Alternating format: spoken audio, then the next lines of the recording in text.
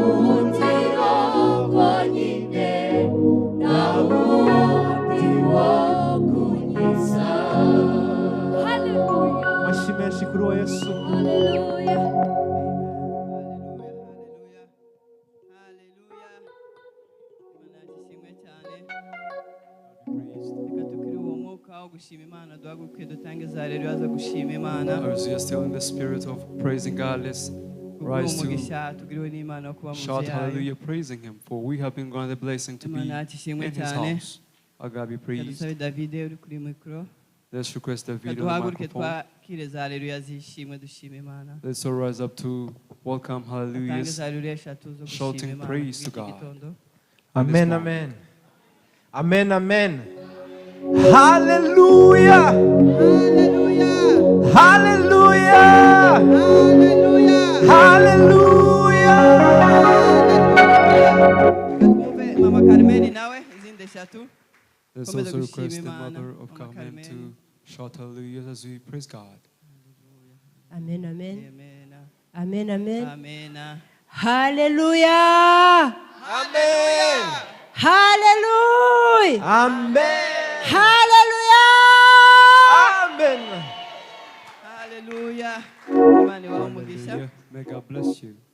Ni byiza gushima Imana. It's very good to praise God. Ijambo ry'Imana riratubwira Imana yaturemeye kuyiramya no kuyihimbaza. The word of God tells us that we have been created by God to praise Him and worship Him. Turi mu nzu yayo tugomba kunezerwa. And now, as you're in His house, you should Imana rejoice. ibahe umugisha. May God bless you. Baririmbyi bacu Imana ibahe umugisha Joy Choir. Our singers, Joy Choir, may God bless you. Batuyoboye muri uwo mwanya mwiza turamya Imana tuyihimbaza. They have led us in this moment of praising and worshiping Bakomeje God. kutwinjiza mu busabane bw'Imana. They have helped us enter fellowship with Imana ibahe God. umugisha. May God bless you. Turashimana rero igitondo cyiza kidasanzwe. We praise God again for this good morning of a blessing. Twese twagira umugishwa n'Imana wo kuba mu nzu yayo. We have been granted the grace by God to be in His house, in His Twageza presence. ahera h'Imana. We are in the holy place of God. Twageze mu nzu ya data twese. We are in the house of our Father in heaven. Imana ishimwe cyane. Our God be praised. Yanshoboje nawe ikaba yagushoboje. For He has enabled me and He has enabled you. Imana ishimwe yaturinze iminsi yose kugeza uyu munsi. God be praised for He has protected us all days till today. Kubw'amahirwe akomeye koko twaba turi mu nzu y'Imana. And by great chances we're here in the house of Rero God. kuyiramya no kuyihimbaza no kuyitambira ni ngombwa. Now worshiping, praising and dancing for God is necessary. Tube turekonesa ibyo Imana idukorera umunsi ku wundi. For we are grateful for what God Bityo does for Imana us day by tuyikomera day. amashyi cyane yaturinze twese. Now let's give a bring honor and praise to that God who has protected us for so long. Tubahe ikaze rero mwese abo Imana yagiriye neza. Also welcoming you all whom God has shown His kindness. Twicare tugubwe neza mu nzu y'Imana. Let's sit and feel all in the house of God. Dukomeze tugirane ibihe byiza nayo. Let's continue having good times with God. Ibyiza Imana yatugeneye byose bitugereho. And all good things God has set for us may we receive. Tunezeranwe n'Imana. Let's rejoice with Imana God. iduhaze amahoro yayo. May God fill us with His Imana peace. iduhaze umunezero May wayo. God fill us with His joy. Imana iganirize buri wese. May God talk to Imana everyone. ishimwe cyane. God be praised a lot. Twiyegereje abakristo bose ba New We Jerusalem. welcome all Christians of New Jerusalem. Twiyegereje abashumba bacu. We welcome our shepherds, our Reka pastors. rero muri aka kanya twiyegereze n'abashyitsi badusuye. And let's now also welcome the visited us today. Reka dusabe umushyitsi wadusuye umunsi ahaguruke tumuhe ikaze mu nzu y'Imana. Let's request any visitor who has come together with us today, please stand up to Hallelujah, welcome you in the hallelujah, house of hallelujah. God. Hallelujah. Mugihagaze reka tubakire. As you're still standing, let's welcome you. Imana ishimwe cyane. Mugihagaze reka tubakire mu nzu As y'Imana. you're still standing, let's welcome you in the house of God. Dukunda abashyitsi mwagize neza. All our visitors, and they have done so well. Nubwo twavuze ni mu rugo kwa data twese. Even though it's in the house of our Father, Ariko hari ubwo mudasengera ahangaha mushobora kuba musengera mu yandi matorero. and maybe you are also Christians of other churches, Mwaje kudusura and they have come to visit us. cyangwa mwaje uyu munsi ngo dufatanye namwe muri uwo murimo w'Imana muri New Jerusalem. We have come to join up with us in this ministry of God in Jerusalem. Rero tubahe ikaze mu nzu y'Imana. Now welcome you in the house of God. Tubiyegereje mu mazina atatu y'Imana. We welcome you in the three names of God, Imana, izina ry'Imana Data, the name of God the Father, n'iry'Umwana, the Son, n'iry'Umwuka Wera. and the Holy Spirit. We welcome you, brethren, and God bless you with us. Amen. Amen. Reka ababegereye babahe ikaze mu nzu y'Imana. Let those who are close to you Ababegereye babatwakirire. Imana ibahe in the house umugisha. of God on our behalf. May God bless Mwicare you. mugubwe neza. Sit and feel well. Turasangira ibyiza byose Imana yatugeneye. May we share all good things God has set for us. Impano ukurimo rwose uyikoreshe uko Imana yayiguhaye. And what God has given you, may you use it as God has given it to you. Ukomeze uganirize Imana. Continue talking to God. Tugiye gusoma ijambo ry'urufunguzo. We are about to read the opening word. Ni ijambo ryanditse mu butumwa bwiza bwa Yohana. The word written in the gospel Ni ijambo riri by John. Yohana ibice bitatu. Gospel of John chapter 3, Turasoma umurongo wa 16 kugeza kwa 17. verse 16 to 17. Ni ijambo twese tumenyereye tubwira hejuru y'urukundo rw'Imana. A word that talks upon the word of God that you have heard Kadusabe often. abasomyi badusomere. Ubutumwa bwiza bwanditswe na Yohana. Dusome Yohana 3:16 kugera kuri 17. kuko Imana yakunze abari mu isi cyane byatumye itanga umwana wayo w'ikinege kugira ngo umwizera wese atarimbuka ahubwo ahabwe ubugingo buhoraho. Kuko Imana itatumye umwana wayo mu isi gucira abantu mu isi ho iteka, ahubwo yabikoreye kugira ngo abari mu isi bakizwe nawe. Amen. Haleluya. Ijambo turarimenyereye. We have heard this word before that talks upon the love of God. For God so loved us, and He gave His only Son for us, that whoever will believe in Him shall not perish, but be given eternal life. Our God be praised a lot. We are continuing our program, Rejoicing with God. We are in the moments of offering to God. We have baskets before us. The basket on our right, that is the basket for the tithe. And the one on the left is for regular offerings, or any other heart or any other offering you have thought of in your heart. And you also have the mobile money code for the church. Maybe there are those who have their offerings on their mobile phones. Let's tell it to you. You may press star 182, star 8, star 1, star 00, 3, 888, hash, and then follow the terms and conditions. May God bless you.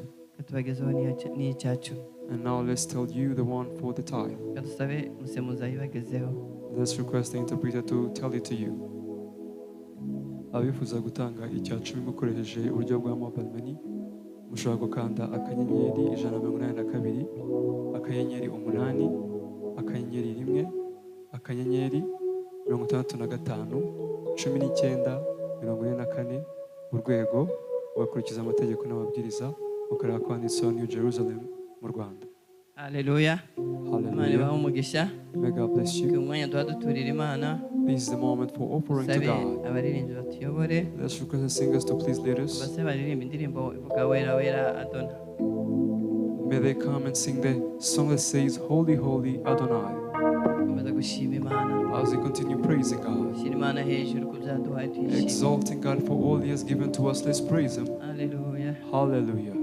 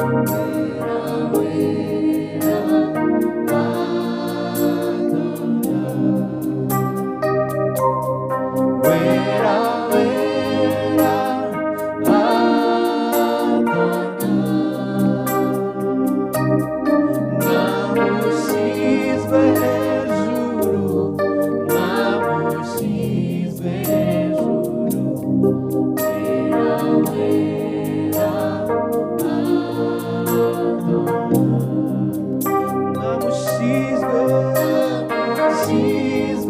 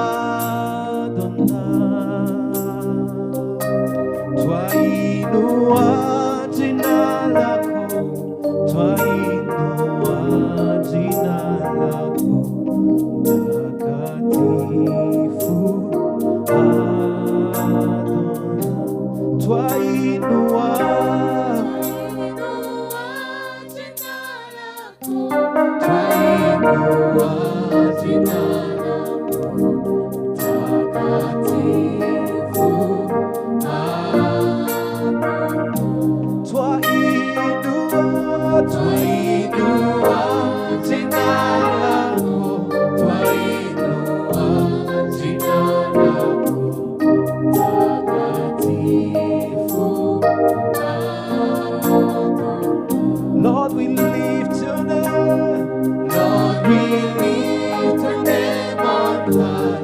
Lord, we lift your name on holy, holy.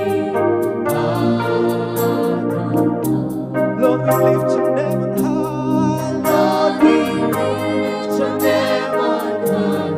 Lord, we lift your name on high. Holy,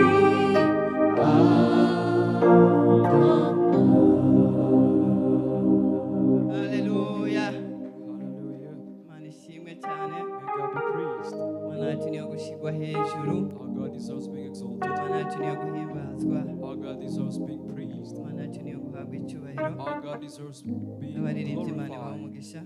Singers, may God bless you. Katubagezeho amatangazo. Let's now deliver the announcements to you. Amatangazo abiri We have two announcements today. kuri iyi tariki ya 14 z'ukwezi kwa karindwi. On this 14th of July 2024, Ubuyobozi bwa paruwasi buramenyesha abagize itsinda rya Ikodim nibo bazaba mu cyumba cy'amasengesho basenga kuva kuwa gatanu tariki ya 19 z'ukwezi kwa karindwi kugeza ku cyumweru tariki ya 21. the first announcement states that the administration of the parish would like to remind all those who make up the team of Sunday school that they will be in the prayer room praying from Friday 19th of July 2024 till Sunday 21st of July 2024. Itangazo rireba abarimu ba Ikodim This announcement regards the teachers of Sunday school nibo bazaba mu cyumba cy'amasengesho guhera kuwa gatanu kugeza ku cyumweru. that they will be in the prayer room from Friday till Sunday. Imana ibahe umugisha kandi izabashoboze. May God bless you and enable you. Itangazo rya kabiri, ubuyobozi bwa paruwasi buributsa abantu bose ko amasengesho yo kwiriza no gusenga tuzayasoza ejo ku wa mbere tariki ya 15 z'uku kwezi. Mu materaniro tuzayasoza ku wa kabiri tariki ya 16 kwezi. The second announcement states that the administration of the parish would like to inform everyone that the season of prayer and fasting will be concluded on the 15th of July 2024. On Monday, we'll conclude the fasting program, and on Tuesday, 16th of July 2024, we'll conclude all the prayers all together in the Holy Gathering. Shaka kubisobanura neza hari To explain this all thoroughly, turi mu byumweru bibiri dusenga we have spent 2 weeks praying dusengera igihugu, and fasting, praying for the dusengera country, iminsi yo kwamamaza ku muyobozi, praying for the campaign, dusengera n'amatora. praying for the elections. Rero ayo masengesho ari ibyumweru bibiri These prayers were for 2 weeks. tuzasoza ejo ku wa mbere, We'll conclude on Monday tomorrow. ariko ku wa kabiri nibwo tuzahurira aha ngaha mu materaniro dusoza amasengesho. And on Tuesday, we'll gather here in the temple, Ariko concluding the kwiyiriza prayers. tuzasoza ejo. But the fasting program will be concluded on Monday. Imana ishimwe rero ku bw'amasengesho hagiye hakoreka byinshi byiza. God be praised for this prayer and fasting season, for many things were done. Imana ihabwe icyubahiro kuri byose igende dukorera, God be praised for all things He does for haba us. ku gihugu cyacu, either be for the country. muri iyi minsi yo kwiyamamaza k'umukandida wacu In the previous days we have spent in their campaigns. ni ukuri byagenze neza. Truly things have gone well. urugero ejo hashize An example, yesterday nanjye yashoboye kugenda kwamamaza, I was able to participate in the campaign wabonaga ari byiza pe, and things were really good. abantu bari bishimye, People were happy. bari bambaye neza baberewe, People were all dressed bari looking good. banezerewe People were happy kandi hari abantu benshi, and overjoyed, and many people were present. ariko hari umutekano udasanzwe. And there was great security. amasengesho dusenga akora imirimo ikomeye. The prayers that you pray perform mighty gahunda works. zarangiye ejo zo kwamamaza, Yesterday the campaign stopped. turishimana ko byagenze It neza. was concluded, and praise God for all things went well. turashima imana. hari uwavuze ijambo There is someone who had a speech. ashimira igihugu cyacu cy'u Rwanda ko imana yaduha umutekano. They took time to praise God for God has given us security in our country. aravuga ngo kenshi mu bindi bihugu aho usanga muri ibihe byo kwiyamamaza abantu bafite ubwoba mu gihugu, They say that in many other countries, during the Bikingiranye mu presidential mazu. campaigns, people lock themselves up in their houses, nta afraid, mutekano uhari. terrified, for there is no security in the country. turashimane ko hari umutekano wose wuzuye. And now we praise God for we had full security in the country. ndumva ntawe kingiranye mu nzu kubera ubwoba I believe umutekano muke. nobody locked themselves in their house because of being terrified and insecurity. imirimo yose yakozwe uko byari All bisanzwe. works were performed as it was usual. rero iyo dusengera igihugu aba ari umugisha. For now, when we pray for the country, it is a rero blessing. imana yabanye n'umukandida wacu muri iyi minsi yo kwiyamamaza, reka tuyikomere amashyi, byagenze And neza. now God, who was with our candidate in this presidential abafashe igihe byo campaigns, it kwiyiriza was no really gusenga good. imana ibaha umugisha. Let's praise God. All those who took time to fast and pray, may God bless you. ibi byose biratugaragariza imbuto z'amasengesho, All these things show us the harvest of kandi icyo prayers. twizeye ejo bizaba byiza kurushaho, And what to believe is that tomorrow it will be even better. kubera ko twasenze imana, twabwiye imana. For we have prayed, we have talked to our God. imana ishimwe cyane. God be praised a lot. Reka dusabe abaririmbyi Let's request the singers mbere ko twakira umuvugabutumwa wacu, before we welcome our preacher. reka tubahe iminota 10 Let's give them 10 minutes batuyobore turamya imana duhimbaza. to lead us in praising and worshiping our God. ubwo baraza guhagarika ariko umuvugabutumwa wacu ahageze. They will conclude when the preacher sets foot Reka here. duhaguruke twese tunezeranwe nabo, Let's all batuyobore stand up tunezeze to- imana, Join up with them in joy. komeza kuyishima ku byiza dukorera. May they lead us in praising God for all He has Imana done for ihabwe us. May God be exalted. Amen. Amen.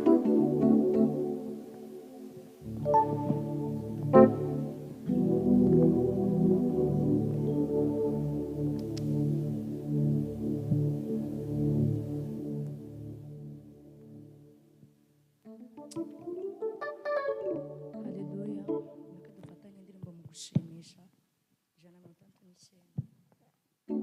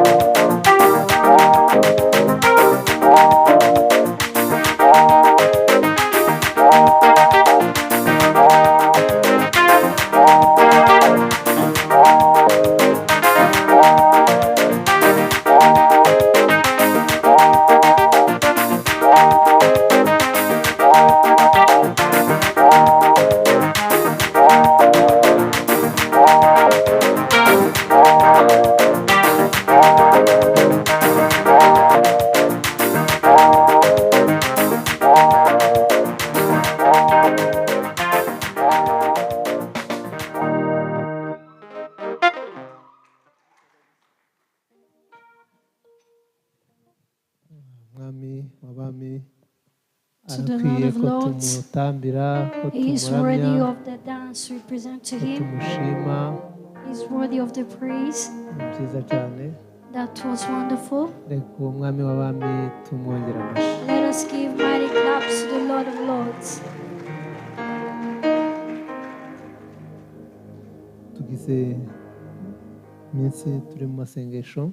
We have been praying for some Ko days. turasenga dusengera ibyifuzo bitandukanye, harimo umuryango, ibyifuzo by'akazi kawe. We are praying, presenting different requests, including your family, your occupation. Dusengera igihugu cyacu.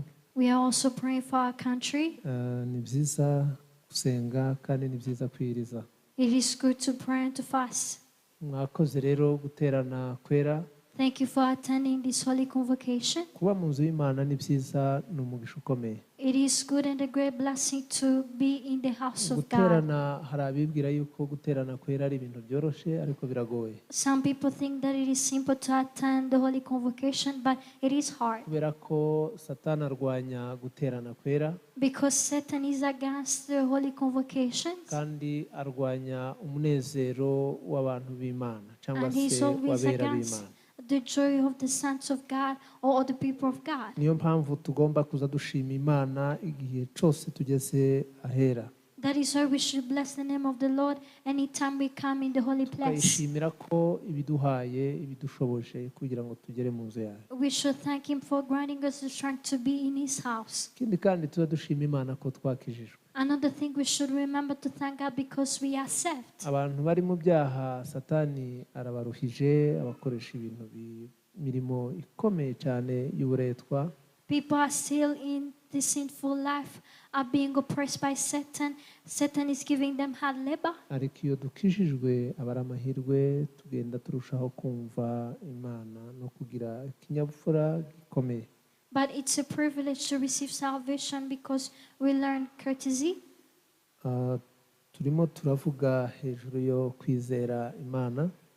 The topic or the theme is faith in God. Kwizera Imana biza bituma tugira umutima wagutse, umutima w'urukundo. By faith in God, we become big-hearted. We get the mind of love. Iyo twizeye Imana tumenya ko yaremye umuntu mu ishusho yayo. And when we have faith in God, we know that man was made in His image. Iyo turebye itangiriro igice cya mbere umurongo wa 26 kugera kuri 28. When we read in Genesis chapter 1, 27 to 28, tureba uburyo Imana ikomeye n'uburyo yaturemeye ifite impamvu, ifite intego ikwiye kandi ikomeye. we see the greatness of God and we understand that God made us with a purpose, Reka with a abasomyi name. bacu bahasome. The Bible readers may read. Itangiriro igice cya mbere umurongo wa 26 kugera kuri 28. Aravuga ngo Imana iravuga iti tureme umuntu agira ishusho yacu ase natwe batware amafi yo mu nyanja n'inyoni n'ibisiga byo mu kirere n'amatungo n'isi yose n'igikururuka hasi cyose. Imana irema umuntu agire ishusho yayo, afite ishusho y'Imana niko yamuremye, umugabo n'umugore niko yabaremye. Imana Amen. Ushatse wagarukira aho ntacu. Nagira ngo twumve gusa agaciro k'umuntu. I want us to understand the value of man. Wumva akamaro k'umuntu, wumva impamvu uriho. Let us understand the importance of our Imana existence. yaturemeye kugira ngo tubeho neza God made us that we may live a happy life, kandi iyi si tuyigire nziza. that we may make this world a better place to Iyi si live, tuyiyobore ibe nziza, tuyihindure ibe nziza. that we may dominate this world and make it better. Iyi si irimo ibintu byinshi binyuranye, This world is full of many different things, ariko Imana irema umuntu yari ifite intego yo kugira ngo umuntu ahindure isi ayigire nziza. but when God made man, He made him that he may make this world a better place to live. Ariko kubera ko umuntu areba hafi, ari umunyabwoba, ari umunyeshari, But because man is nearsighted, he is fearful, he is jealous. kubera umuntu atanyurwa, kubera ko umuntu ahora yifuza, Because man is never content, he always kubera desires ko umuntu other atazi things. gushima, Because man is ungrateful. kubera ko umuntu atazi agaciro ke. Because man doesn't know his value. Satani araza akavangira abantu ntibamenye ko ari abantu b'agaciro. The devil confuses people, and people don't understand that they are precious. They are Abantu ntibanyurwe esteemed. ngo bamenye ko ibyo bafite babihawe n'Imana. People are not grateful to God for what they have. Abantu ntibamenye ko nta kintu na kimwe bageraho batari kumwe n'Imana. And people do not know that there is nothing that they can achieve without God. Abantu ntibamenye ko Imana ari iya mbere mu buzima bwabo. And people don't acknowledge or don't prioritize God in their lives. Tugatangira tugashima ubumenyi bwacu, We only praise our skills. ubutunzi Imana iduhaye tugatangira kubwiyitirira bukaba ubwacu gusa. God gives us worth and we attribute it to ourselves, only us. Tugatangira kwigizayo Imana. And we push away God. Ugatangira kwibaza ngo ese Imana ni iki? And you ask yourself, what is God? Ugatangira kwibaza ngo ese guterana kubera iki? And you ask yourself, what is the importance of gathering Ukavuga in ati the ariko church? kubera iki duterana, kubera iki tuja mu rusengero? And you say, what do we gather in the church? Why do we go to church? Ugatangira kwibaza ati ariko kubera iki abantu baja mu rusengero bafata umwanya bagafata imodoka zabo bakaja mu rusengero bagaparika bakinjira mu nzu y'Imana. And you even say, why do people drive their cars and go to church? Nico gihe abantu bo mu isi batangira kutwibazaho bakavuga ati okay, abantu baje mu rusengero kubera ibibazo. That's when people of the world, we say that people go to church because of problems. Nico gihe abantu bavuga ati okay, kubera ko bagiye mu rusengero ni ukuvuga ngo bafite intambara zikomeye, ingo ntizimeze neza, akazi kabo ntikameze neza. And some people, we say that they go to church because there are conflicts in marriage, there are problems or issues in their occupations. Bashonje se, barakenye. Maybe they are starving, they are poor. Ariko nagira ngo nkubwire ngo But I would like to tell you, ibintu byose tubikesha Imana. we get all things from God. Ibintu byose Imana niyo ibiduha, niyo ibituremera ikabiduha tukabibona. God is the giver, God is the provider of all. Iyo tumaze kubibona tugomba kwishima. Once we get things from God, we should Tugomba bless His kwishira name. imbere tukavuga ngo Mwami warakoze. We should tell God, we bless your name. Abahanga rero mu kwizera mu kumenya Imana The wise in faith, the wise in knowing God, baza bitoza gushima Imana mu bintu byose. they train themselves to thank God in all Waba uzuse circumstances. neza ukavuga ngo Mana When ndagushimiye. you wake up, you say, God, I bless your name. Muzaganire n'abaganga You will talk to doctors, bababwire ibibazo bihari by'indwara zitandukanye. and they will tell you about the problems of diseases that they have. Umunyu ni mwiza, Yes, it is good to use uradufasha, salt. uryohesha ibyo kurya, It is helpful because it brings flavor ariko bagatangira to food. akagera igihe bakabwira ngo umunyu ugabanya. But sometimes they will tell you that to consume salt Kandi igihe bakubwira ngo ureke. less. Sometimes they will ask you to stop using Isukari salt. mubona ukuntu ari nziza, You know that sugar is good, ariko bakabwira ngo isukari yiveho, but they will ask you to stop consuming sugar. yigabanye. They will ask you to Bakagera n'igihe bakabwira reduce. ngo yireke. There is a time they even ask you to stop Bakakubwira ngo consuming it. ugabanya umuceri ureke. They will ask you to stop eating rice. Bakakubwira ngo ibirayi biveho. And they will ask you to stop eating Irish Bakakubwira ngo amata potatoes. yagabanye. They will ask you to stop drinking milk. Bakakubwira ngo amavuta yareke They yaveho. will ask you to stop using cooking oil Buhoro buhoro slowly. bakageza ubwo bakubwira ngo ibyo byose bireke, uze urya ibyatsi, imboga z'ibyatsi arizo urya zigutunge, ushaka imbuto nazo zitari zose Up bakagenda to the time baguhitiramo. they will tell you to eat vegetables, meat, or even fruits, not all fruits.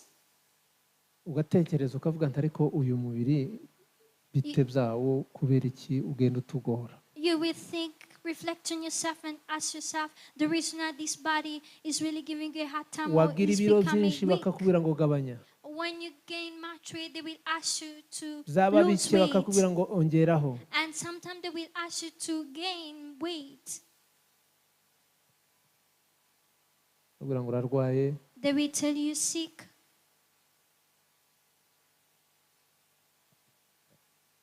none se twakora iki? So what should we do? Mbere na mbere First of all, dushaka Imana, let us seek God. twizere Imana, Let us believe in God. dukunda Imana, Let us love God. twongereho ubumenyi bwacu, Yes, we will skills. udufasha kurinda imibiri yacu, Skills that help us to help our bodies. bakadutoza gukora siporo, And by the skills we learn, we know that we should do sports. abantu bakabyuka biruka, And people wake up doing jogging. abantu bagakora siporo People do sports kubera ko batabimenyereye, because they are not used to that. uyikora rimwe kubera muganga yabivuze, Because that is a recommendation from the doctor. You do it ikindi gihe once, ukayibagirwa ukayireka. and other times you forget. Kubera iki? What is the reason? Ntabwo ari ibintu byawe, It is not your ntabwo habit. ubizi, You are not trained to do so. ubikunda. You don't have that passion. abandi nabo bayikora bagakora nyinshi, For others, when they do sports, they do too tukibaza ngo much. ariko iyi si And you ask yourself this word, twayibamo gute? how can we live in this Ni world? ukubanza kumenya icyatumye Imana iturema. It's a matter of knowing the purpose of God Imana creating us. yaturemye mu God ishusho created us yayo. in His image. Imana yaraturemye ngo tuyiramye, God made us that we may worship Him, tuyihimbaze, that we may praise Him, tuyitambire, that we may present thanks to tuyishime, Him, that we may give Him Imana praise, inezerwe, that God may rejoice, idukize indwara. that God may heal Nidukora diseases, siporo, that once we do sports, dukore siporo kuri gahunda, we may do it in a good niturya turye way, kuri gahunda, that once we eat, we feed ourselves nidusenga properly, tumenye ko ari umwami w'abami turimo that when we turamya, pray, we acknowledge nitubona that is akazi the Lord tumenye of gushima Lords, Imana, that when we get occupations, we nitubyara bless dushima Him, Imana, that when we get children, we bless His name, niturwara twivuze, that when we fall sick, we seek for kandi muri byose treatment. tumenye ngo Imana irahari, And in all circumstances, let us know that tumenye ngo God is Imana ni present. inyembaraga, Let us know that God is Imana powerful. iri hejuru y'ibintu Let us byose. acknowledge that God Mbere is na mbere above all. Imana, Let us put first ibindi God, byose bizaza, and all other things we ibindi come byose ni added. imigisha, All other things are ibindi byose blessings. ni inyongera, All other things are nta addition. kintu tuzabura, There is nothing that we nta shall kintu lack. tutazabona. There is nothing that we fail to get. Kubera iki dukora? Why do we work? Kubera iki dufata umwanya tukaja mu kazi? Why do we go to work? Ni ukurwanirira izina, icubahiro, We agaciro are kacu, fighting for our dignity, our name, our reputation, kugira ngo tudasonza, that we may not starve, kugira ngo tutaba abakene, that we may not be poor, kugira ngo tutaja gusaba, that we may not beg, kugira ngo twiyubahishe. that we may have Niyo mpamvu self-respect. dukora. That is why we Niyo work. mpamvu tubyuka tukaja mu That kazi, is why we work up early niyo and mpamvu work. dushaka akazi, That is why we look for kubera jobs. iki tubika tuzigama. What do we save? Iriya saving ni iki? What is the benefit of Ni ukugira saving? ngo twiteganyirize, We would like to save for the igihe future, c'amapfa so that in time of tuzabe drought dufite ibyo kurya, we may have food, igihe c'amapfa so that in time of tuzabe drought dufite ibyo tunywa, we may have drinks, tutazasaba, that we may not beg, tutazakena. that we may not be Niyo poor. mpamvu dukora, That is why we work, kugira ngo twubahishe Imana, that we may honor kubera God, ko Imana because God yaturemye made us ifite gahunda, with a purpose, kugira ngo tugire ubuzima bwiza, that we may have a good kugira life, ngo tuyobore isi that we may dominate the n'ibiyirimo world byose. and everything in it. Nuko tugomba kumenya kubiyobora We neza. must know how to dominate Niyo well. mpamvu tugomba kumenya ngo That is why we should know isi ikeneye umutekano that the wuhe, world needs security. isi ikeneye iki, What is the need of the world? igihugu niki gikeneye, What does niki the gikenewe country mu need? gihugu, What is needed in the ese country? nkora iki? What do I do? Ariko impamvu But the reason tugenda tunanirwa, we feel abanebwe lazy people, batangira kwiba, they start stealing. abanebwe Lazy people batangira kugira ishari, get envious, abadakora and those who don't batangira work, gutekereza kwica, they think about murdering, batangira gutekereza kurenganya, they think about committing injustice kubera ko ari abanebwe. because they are Iyo lazy. udakora When you don't work kandi ukeneye kurya, and you need to eat, uriba. you steal. Niyo mpamvu That is why abantu bagomba gukora, people must work. niyo mpamvu That is why abantu bagomba kuzinduka kare people must wake up early bakaja gukora, and they should work. ukavuga ngo hari icyo ngomba And you gukora, say, there is something that I'm ngomba going to do. kurya, I must eat. nakoze, When I have ngomba work, guhindura isi I must change the kugira ngo ibeho world neza. that it may be better. Amen. Amen. Hari ababicurika akavuga nti okay, njye ngiye gukorera Imana. Some people do the reverse and they say, I'm going to serve God. Muzi ko abantu bazi ko abihaye Imana, abakorera Imana bazi ko nta kazi bagira. People think that those who devoted their lives to the service of God are jobless or they don't Hari do abantu bazi anything. ko gukorera Imana That people think that serving God ari akazi k'abanebwe. Is a service so a task for the Ni lazy. ukwibesha But that is being kandi mistaken. nta nubwo ari byo. And it is wrong. Nuja gukorera Imana uri umunebwe It is bazakwirukana. incorrect. If you want to serve God when you are lazy, Mu murimo they will w'Imana hakeneyemo chase you. abantu b'abanyembaraga, In the abakozi, service of God, we need hardworking people, strong people. abantu batari abanebwe, batari abanyabitotsi, People are not lazy. People are not abantu sluggish. bakunda gukora. People are hardworking.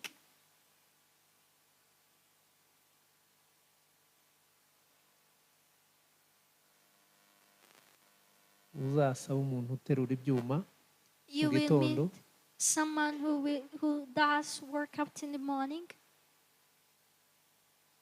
bariya abantu bazinduka baterura ibyuma, People will wake up in the morning and do some exercises. umubwire aze To be gusenga fit. amasengesho y'iminsi 15 yiyiriza. Tell them to fast for 15 days. Azakubwira ngo kubera ko mfite akazi karemereye gasaba guterura They will ibyuma, say that because I do things that requires me to use physical efforts, kwiyiriza umunsi umwe bikamunanira. and they fail to fast even for one day. Akakubwira ngo niyirije napfa. And they say that if I dare to fast, I will die. Ari uguterura ibyuma no kwiyiriza ugasenga niki gikomeye. And if you would choose between doing those exercises that requires you Kubyuka to do kare some workout ukaryama umwanya and muto fasting ukabyuka ugasenga, and praying, waking up early and praying, kugira umutwaro w'igihugu ugasengera igihugu, having the ugasengera burden of the imiryango. country and praying for the family. Ejo ku mugoroba nabajije abantu ndababaza ngo ese aya masengesho mwayabonye mute? Yesterday I asked people, what do you think about these prayers? Barambwira ngo yarakomeye, And they say that these prayers were really hard. bamwe byarabananiye, Some failed. bayananirirwa hagati, They failed when they had already started. abandi bagiye babivamo, Others abandoned. abandi akabivamo umunsi umwe akarya, undi munsi For akiriza, others, umunsi they akarya. would fast some days and other days Kubera iki they would birakomeye? eat. What is the reason? Because it is hard. Kwima ibitunga imibiri biragoye. Depriving yourself of eating, of feeding your body, it is hard. Nuba pastori ugomba kwiyiriza, If you become a pastor, know ugomba that you kugira will umutwaro have to w'abanyabyaha fast. ukiyiriza. You must bear the burden of the heathens and pray, fast. Ukibeshe ngo ni ukuja kwicara Do not think that it's a matter of ukarya sitting, ukanywa, eating and drinking. ni ugukora, It's a matter of working. ni ukuzinduka kare, It's a matter of waking up ukaja early mu murimo w'Imana, and you do the service of God. ugatega amatwi abantu. You listen to people. Pastori bagomba kuba ari abahanga, ari abanyabwenge. Pastors should be intelligent. They should be wise. Haba umupastori utari umunyabwenge yakora akazi k'ubupastori. A pastor is not wise, cannot be able to serve well.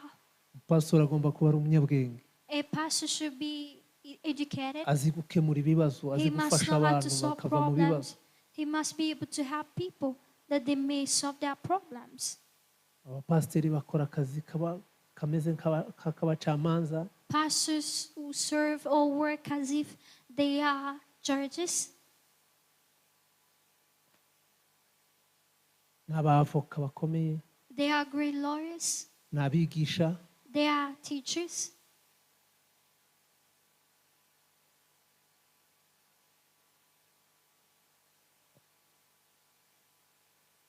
ni abajyanama bakomeye. They are great advisors.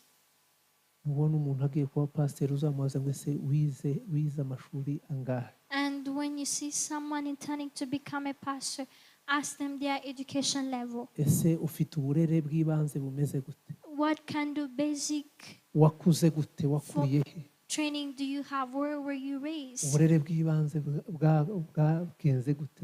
Byabaye bite? Ababyeyi bakureze gute? How did your parents educate you, raise you? Ugomba kuba ufite uburere, ufite discipline. That is why you must be courteous. Amen. Amen. Ko ndabakundisha, ko nagira ngo mbabwire, mbakuremo ibintu by'abanebwe. Umuntu akubwira ngo nge ngo nzanirirwa imbere y'Imana ngo ndi umukozi w'Imana, umukorerabushake, ndi umunyamasengesho gusa. No, uwo muntu n'umukurikirana uzasanga atazaniyiriza. I'm encouraging you to be hardworking. Someone should not tell you that they are just a volunteer in the service of God, that they are praying. Murenze If you ririya jambo verify dusomye well, they don't riradusaba fast. kugira ngo tubashe kuyobora isi. And No according gukora. to the verses that we read, for us to dominate the word, we need to work. Iyi si ntabwo twayiyobora tudakora. We cannot dominate this word without working. Ugomba kuba uri imbere y'abandi ukababwira ngo munkurikire tugende. You must be the first that others may follow your example. Uzasaba kudoda amahema mukadoda. When it requires you to make tents, then you sit down and make them. Uzasaba gufata ya mirimo itandukanye tukayikora kugira ngo twigishe dutoze abantu. When it requires us to do different things in order to train people, we do them. Iyo uri umwigisha When you are a ubwira abantu ngo teacher, muze tuje mu kazi, you tell people, join me in the ukabigisha uko service, bagakora. and you train them how to serve or Aba how to bana work. tubyara tubarera gute? Tugomba How do we kubatoza upbring gukora. our children? We must train them to work.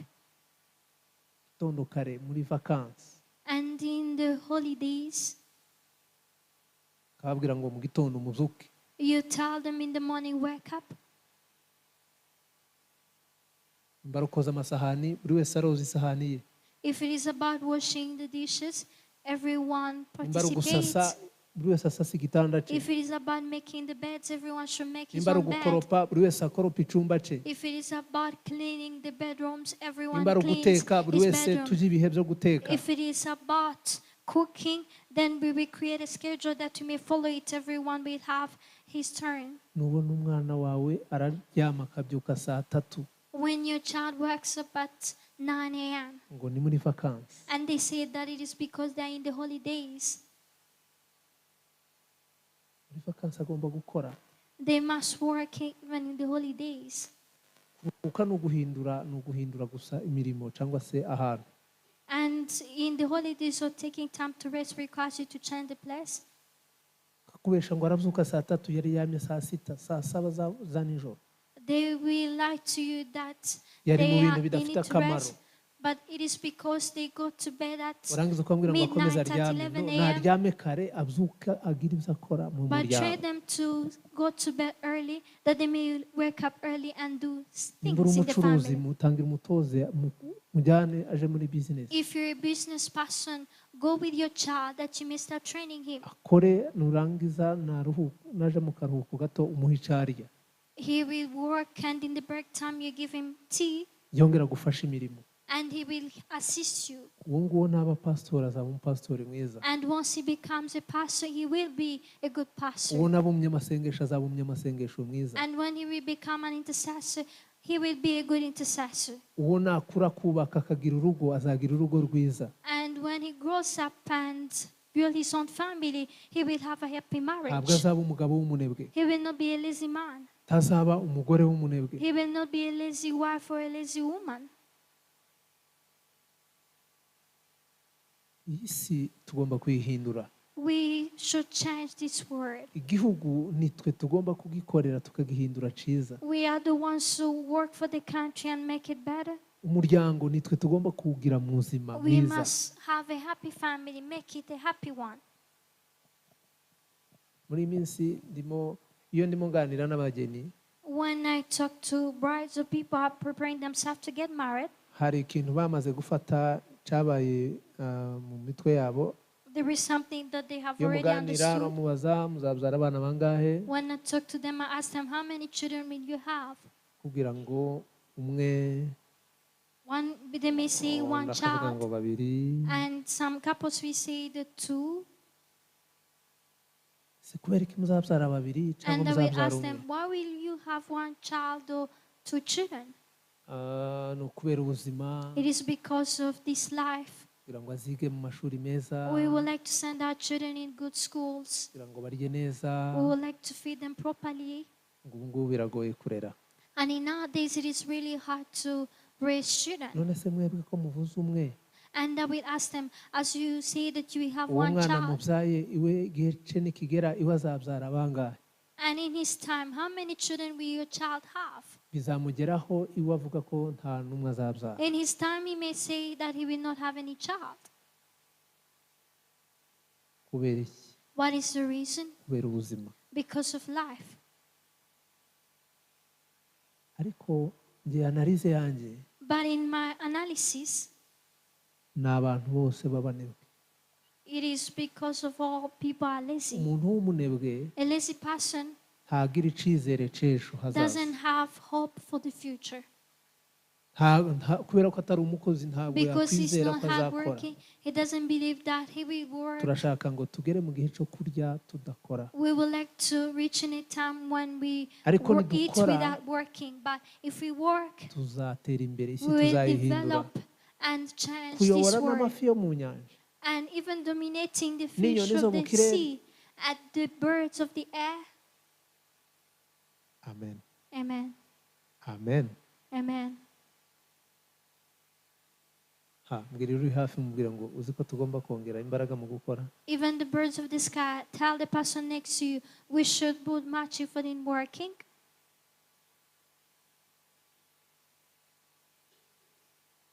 Abanyeshuri.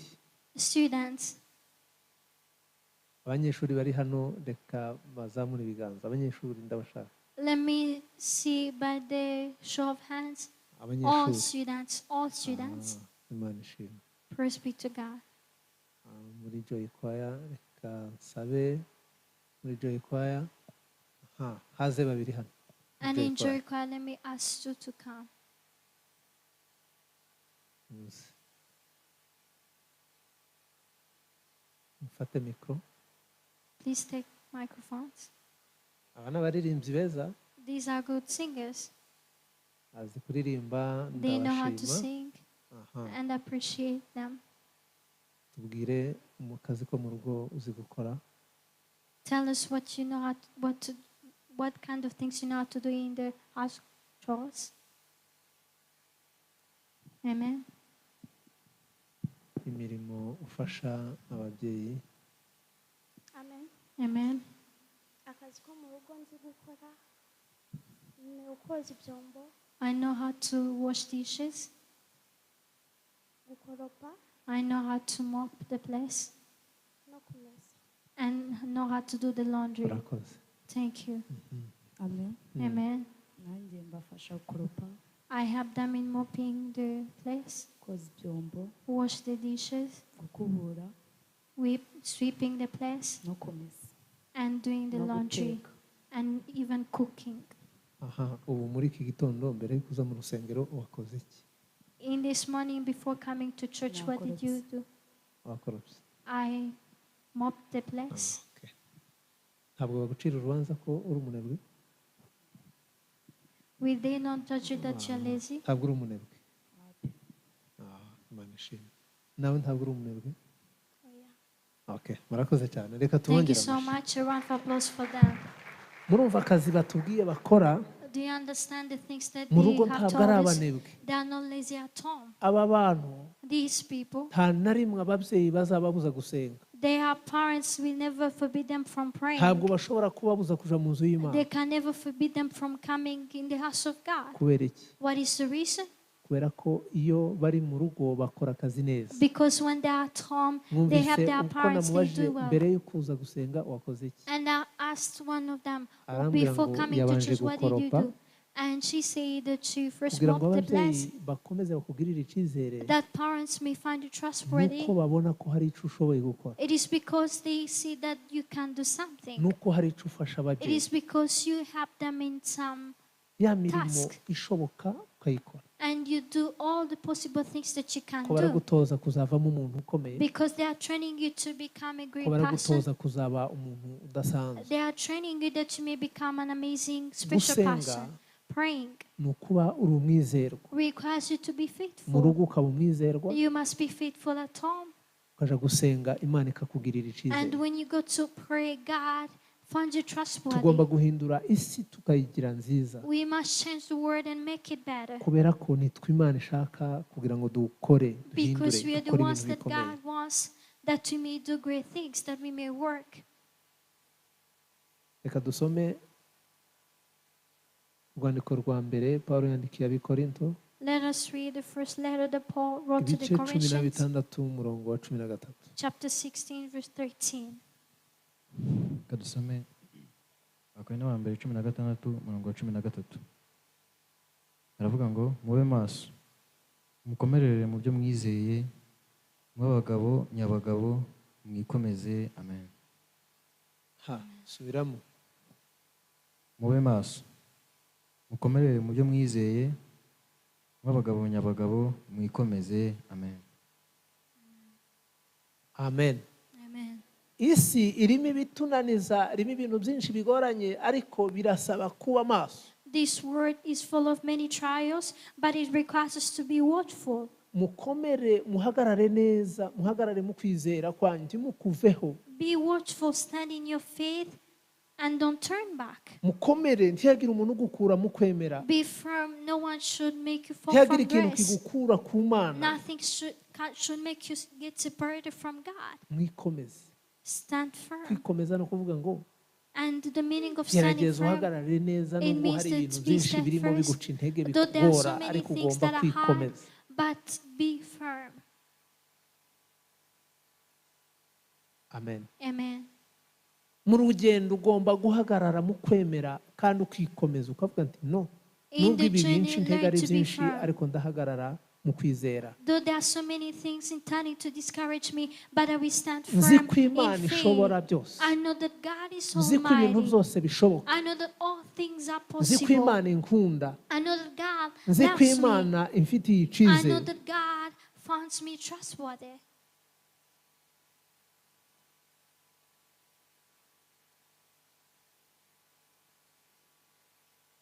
Umunsi umwe nagiye muri famu, muri ferme. One day I visited the farm. Umugabo aranyitegereza. I visited the farm and the man looked at me Arambwira ngo narakwitegereje wa mugabo we. and he said, I have been observing you, man. Ngo umuntu akwitegereje yabona ko uri umuntu wiyubashe, uri umukire. Looking at you, someone may say that you are rich. Ariko umuntu yakureba ukuntu ukora, ukuntu urimo ukora, uri umuntu wagowe. But again, observing you how you work or seeing how you work, we may think that you are unfortunate. Anitegereje aravuga ati umuntu yabona usa n'umuntu umeze neza, wifashije, ufite icyarya. He said that looking at you, you may see that you are well, you have Ariko food, wahindukira you wareba are ukuntu rich. ukora, But again, seeing how you work, uri umuntu wagowe. we may think that you are unfortunate. Rero nashaka kugira ngo nkumve nkumenye neza. And he said, I would like to know you well. Kubera iki wagowe? Kubera Why kuri uri do you umuntu look wagowe? why do you look Umunyabibazo. unfortunate, problematic? Ese wa mugabo we kubera iki umbwira ubona usa n'uwagowe? And I asked him, what do you think that I look as an unfortunate man? Arambwira ngo iyo uri hano muri ferme ntabwo wicara, ntabwo uruhuka, ntunywa amazi, ntuja muri pause, ukora umunsi wose ukarangira. And he said that when you come to visit the farm, you don't eat, you don't take time to rest, you don't drink, you walk all day long. Igisubizo kiroroshe. And the answer is simple. Abanebwe Lazy people, mu by'ukuri hari ibintu badakora. there are things that they don't do. Arakubwira ngo njye ndi umunyakigali, ntabwo nshobora gukora imirimo isanzwe. They say that I come from Kigali, there are simple Bazi ko jobs umuntu that I w'i Kigali can't do. ari umuntu ugomba kuba yoze, And yambaye neza, they consider a person coming from yicaye Kigali akarya should be a gusa. smart person, that they should come, eat and Kamubwire drink ngo only. abanebwe bose isi barasa. But let me say, the lazy people in the entire world, they are all the same. Umunebwe wo mu Rwanda n'umunebwe wo muri Amerika bose ni abanebwe, bose barasa. A lazy person is in Rwanda and the lazy person is in the USA. They are all the same. Abo banebwe bose bakunda kurya ariko batakoze. They both like eating when they have not worked. Impamvu isi irimo ibibazo, irimo abantu abiyahuzi, irimo abajura, irimo abantu batekereza nabi, ni ukubera ubunebwe. The reason why the world is full of evildoers, it is because of laziness. Murumva uwo mugabo ukuntu yambwiye, Do you understand what the man told me? mu mutwe we cyambere ni umunebwe. In his mind, the first he is lazy.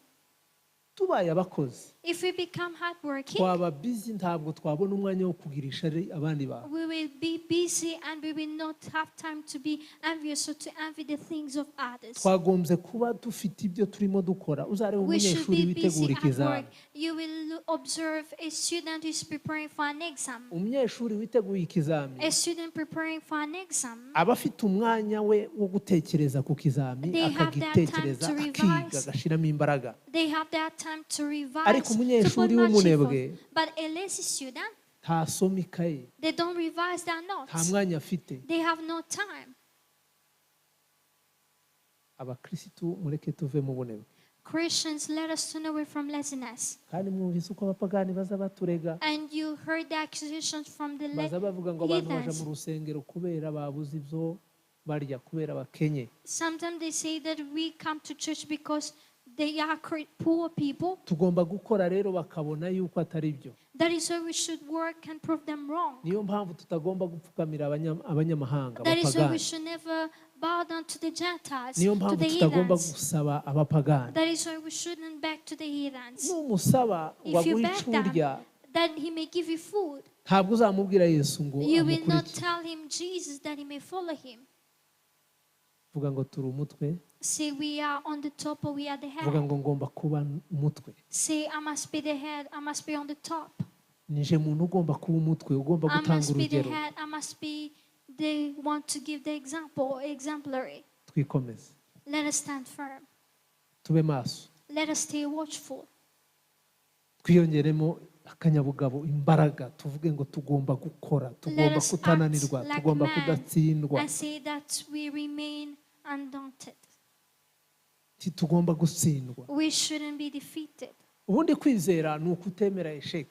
And faith, you don't accept Ubundi failure. ijambo ryo kwizera ni ukutemera kunanirwa, ni ukutemera gutsindwa, ni ukutemera ubukene, ni ukutemera inzara, ni In ukutemera faith, you don't accept failure, you don't accept defeat, you don't accept poverty. umurimo waguhagurukije ugiye gukora, ugomba kuwukora ushizeho umwete, ukavuga ngo ndawugeraho, ndagera ku ntego. When you rise to do something, do it eagerly and say, I will achieve my goal.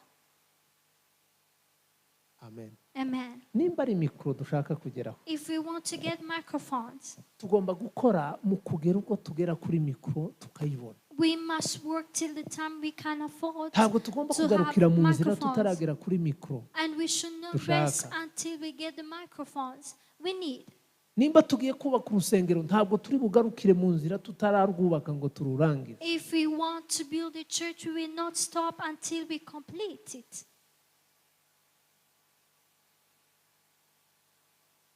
Imana God irashaka ko tuba abakozi. wants us to be hardworking.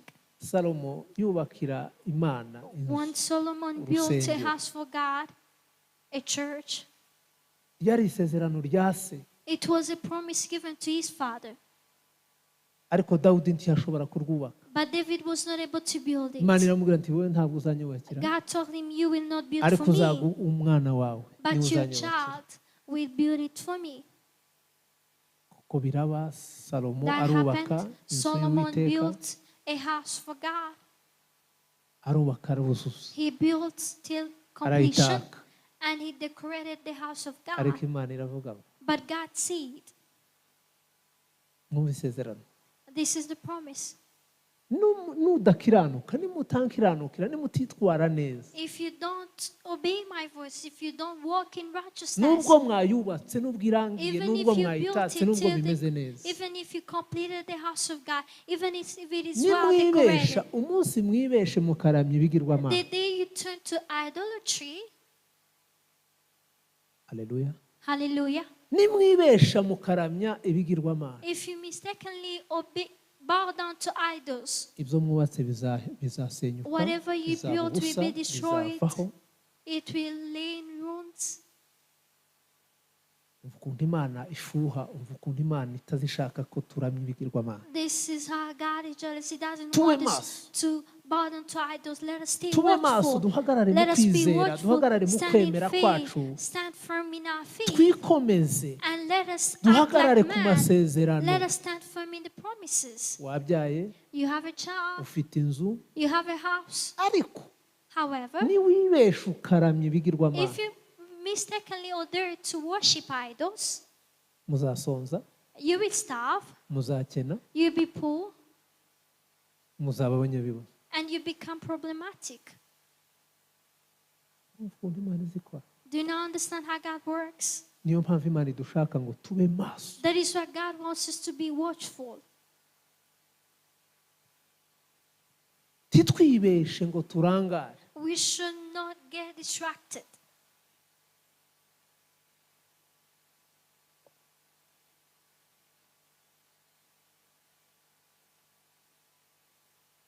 Gutegeka kwa kabiri.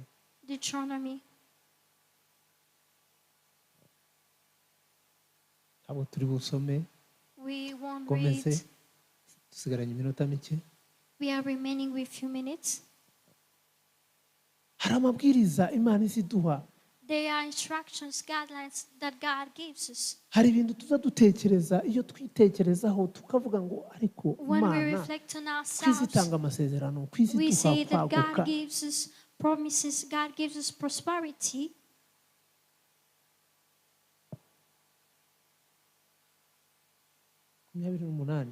Deuteronomy 28, umurongo wa mbere kugera ku wa verse 14. 1 to 14.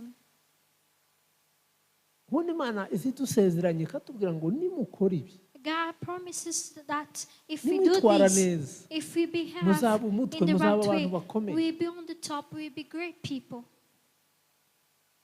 gutegeka kwa kabiri Ntabwo tuhasoma, ntabwo dusoma. Ntabwo murimo mukurikira. Navuze ngo ntabwo tugiye kuhasoma, dusigaranye iminota mike. Ndabakangura, ndabibutsa, I'm encouraging you, reminding you to be watchful. Imana yaguhaye amasezerano, God gave you promises. wubatse inzu irarangiye. You built a house and Imana you yaguhaye completed it. amasezerano yo kubyara, God gave you promises of having urabyaye children. umwana wa kabiri, uwa You gatatu, you gave birth to the first, the second, the third ufite akazi keza, child. You have urahembwa a neza. good job. You were paid. Ariko wamara kurya, umara guhaga, umara kumva ko ufite akazi keza, However, after eating and getting satisfied, after knowing that you have a good job, you forget God. ukibagirwa Imana, You ugatangira forget guhamagara God abapfumu and you n'abarozi ngo start calling sorcerers, bakugira diviners, inama, aribo that bakugira they may inama, give aribo you counsel, muganira. that they may be your advisors. Ugiye kuramya ibigirwamana, You are now turning to kandi idolatry. Imana yaraguhaye amasezerano. When God gave you promises, Ba bana ugiye kubateza inzara, you're going to cause famine ugiye in your gutuma abana children. bawe batatu wabyaye bagiye gusonza, You're going to make your children starve. bazaba abagaragu, They will be bazasabiriza, servants. They will be nta kintu beggars. bazakora ngo gikunde. And they won't do anything that will be successful. Kubera iki? Kubera ibigirwamana. What is the reason? Because of idolatry. Abamama iyo batwite barasenga, akavuga ngo Mana numva kubyara uyu mwana none. When women are pregnant and they say, God, if you enable me to deliver what, to get this Akamwita izina child, kiri mu nda, uyu mwana mwami numva kumubyara, nzagukorera, nzakuramya, nzagushima Mana. and they will even have names before the birth of their children, and they will vow so many things. I Kandi will uyu mwana serve you, God, azagukorera. and this child will serve you. Ariko wamara kumubyara, But after having a child, ukibagirwa you ya masezerano, forget the ukibagirwa promises. rya sengesho. you forget the vows, you forget Yakubwira the ngo arashaka, prayers. umwana yakubwira ngo arashaka kuja mu nzu y'Imana, When your child says, I would like to go in the house of ukabwira God, ngo sigaho, you say, stop that. ntabwo ngushaka mu I rusengero. don't want you in the church. Amen. Amen. Murumva ari byiza? Do you think that is good? Tugomba kwirinda, We tukarinda must be n'imiryango careful. yacu. Gird our families.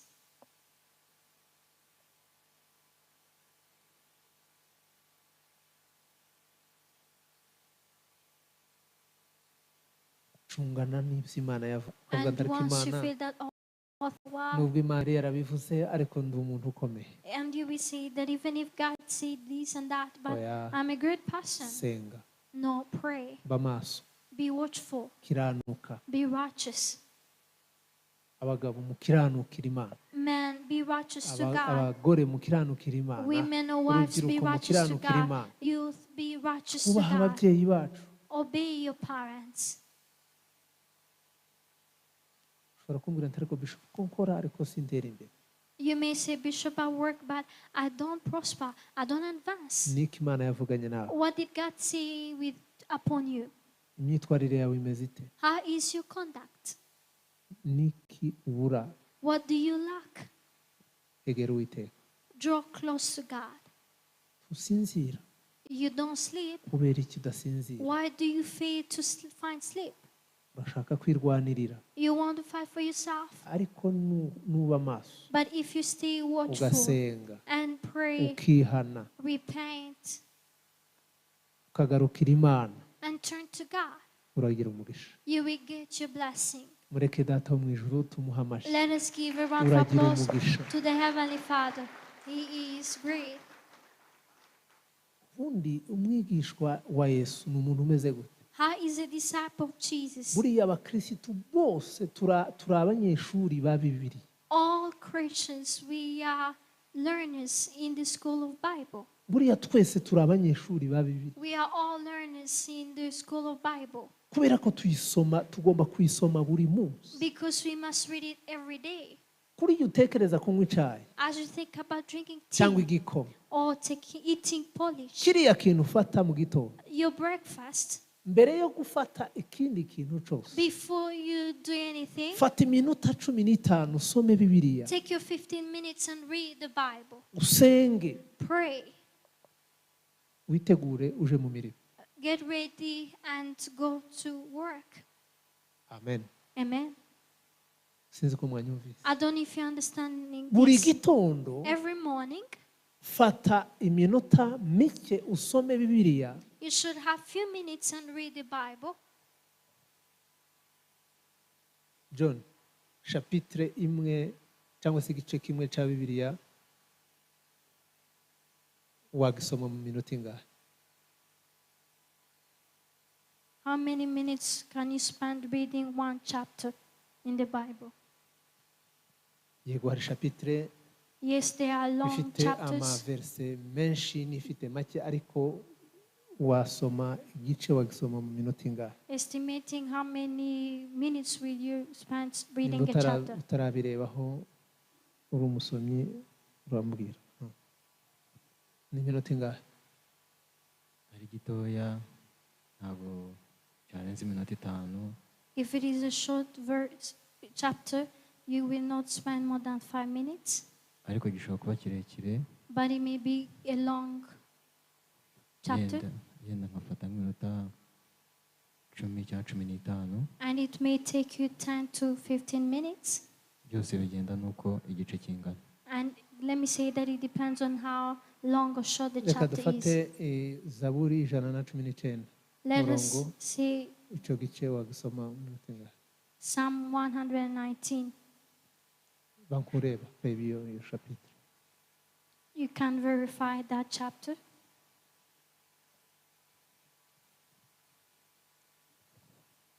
Ushobora kugisoma, Ifite imirongo ingahe? gifite imirongo 176. Ha. Ifite imirongo, murumva ko ari myinshi. Ha, wagisoma iminota ingahe? yihuse nshobora gufata iminota 30 Ha. se 20 bitewe nuko nihuta mu gusoma. Okay. Lea, wakoresha iminota ingahe?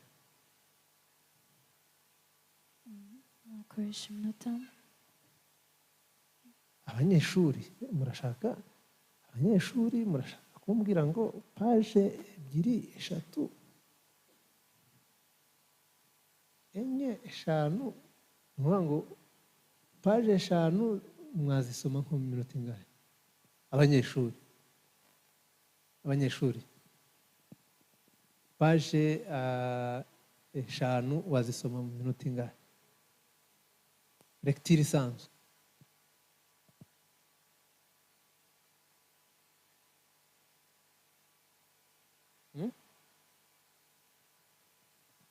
N'abarimu dufite n'abarimu, ninde watubwira page eshanu wazisoma mu minota ingahe? For how long can you read 5 Weba pages? umunyeshuri.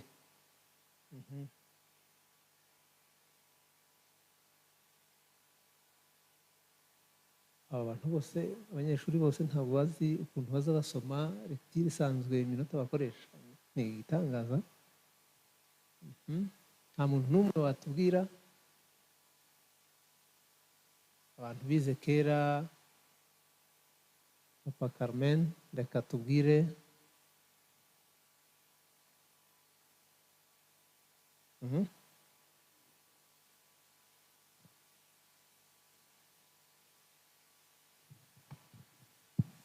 Paje eshanu numva umuntu yazasoma mu kanya gato, numva iminota ibaye myinshi yaba nka 20, 30, ariko paje ntabwo zose ziba zingana. Hariho agatabo gatoya n'igitabo kinini, rero biterwa nanone nuko paje ingana. Ariko ubundi mu isaha umuntu yasoma ibintu byinshi. Mu isaha umuntu yasoma ibintu byinshi. Mureke tumuha amashi. In an hour you can read so many things. Noneho mureke twihe iminota 30 ya buri munsi dufata dusoma ijambo ry'Imana tunasenga. Mbere ko tuja gufata icyayi gikoma. Now let us say that we shall be having 30 minutes before we take our breakfast and go to work. Iminota 30. 30 minutes. Kubera ko isaha wenda yaba ari nini cyane. Maybe an hour, maybe long. Let us say 30 minutes. Umunsi wahuye na chapitre the day you have imirongo myinshi ifite amapaje menshi with so many pages, you may use 40 minutes, 45 minutes, but an hour. But other days you can use 30 minutes. Twihaye iyo discipline ivuga ngo buri munsi iminota 30 yo kuba imbere y'Imana, gusoma Bibiliya no gusenga iminota mike nkabona kuja mu mirimo. If we get that discipline or habit of saying 30 minutes in the presence of God, reading and praying, those who think that we can do this 30 minutes of praying and reading the Bible before we go to work, if we get the passion of doing this and do it, I've said 30 minutes, but we cannot say an hour because we wake up early, we pray, we read the Word of God, we become powerful, tuzaba tuhagaze neza mu kwizera Imana. Satani nta hantu na hamwe azigera anyura ngo agutere, ngo agushobore. Tuzatsinda Satani n'ingabo ze kugeza Yesu agarutse. Ni uko abigishwa bawe dusanze twese turi abanyeshuri turi abanyeshuri ba Bibiliya. Tugomba kuyikunda, tukayisoma, tugatekereza ku Mana, tukayoborwa n'Umwuka Wera, tukagendana n'Imana. Ndasabira iteraniro ryera umugisha, ubujutsi, icubahiro, gukomera, zose n'ibyawe uri Imana. Nimba uhari muri aya materaniro utarakira Yesu, wazamura ikiganza tukagufasha kwakira Yesu. Ni umwanya mwiza. Nimba uhari muri iri teraniro utarakira Yesu umukiza n'umucunguzi, ni umwanya mwiza. Wazamura ikiganza tukagusengera. Nimba uhari, ni umwanya mwiza kugira ngo tugufashe. Hari uhari duhagaze rwose twese ntacyo bitwaye. Nimba uhari wazamura ikiganza gusa tukagufasha.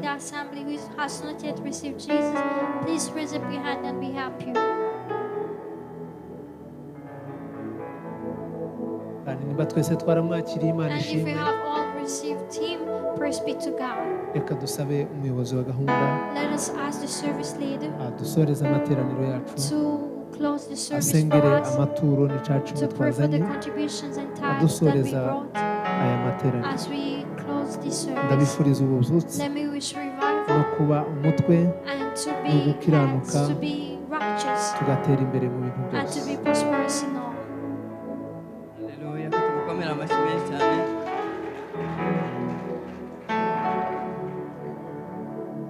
Imana ishimwe yabanye natwe.